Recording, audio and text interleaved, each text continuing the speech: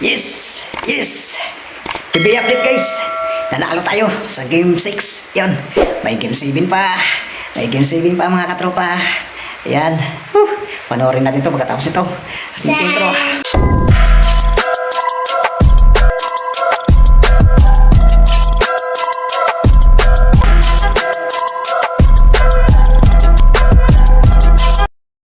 Ayun mga katropa, PB update po tayo sa Game 6. Grabe yung kaba ko.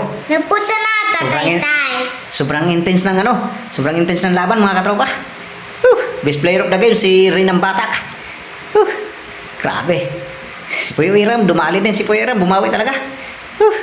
Si RJ, bumawi din, 27 points. Si Puyo Iram ay 14 points. Puyo Iram. Si Calvin Mutana ay di ko alam kung kasi hindi ko napanood ng ang first half eh. Si Pugoy, puro depensa lang si Pugoy muna.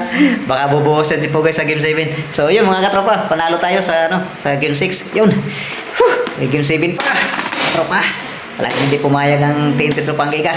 Pag walang mainit ang ulo, pag matino lang yung Puyo Iram, hindi masisira ang chemistry, hindi masisira ang plano ni Coach Tres, hindi masisira ang kanilang laro. Focus sa game.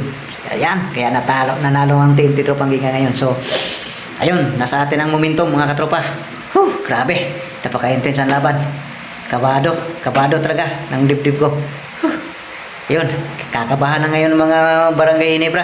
So yung mga Hinebra fans dyan, sa amin ang Game 6 at Game 7. Yan, may pagkakataon na kayong mag-champion, pero pinagbigyan pa kami. Pinagbigyan pa ang TNT Tropang Giga. So, yun, maaari pang makuha ng TNT Tropang Giga ang Game 7. Okay? So, God bless na lang sa ating lahat at sa mga TNT Tropang Giga player. Yan. Maraming salamat guys. Yun lang po ang ating PB update. Grabe, napaka-intense ng laban. Napakatindi ng laban. Grabe. Kala ko matatalo pa eh. Kasi hinabol pa eh. Lumamang sila ng 10 eh.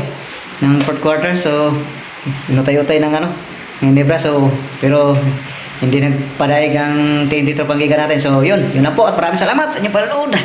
God bless all. Bye-bye.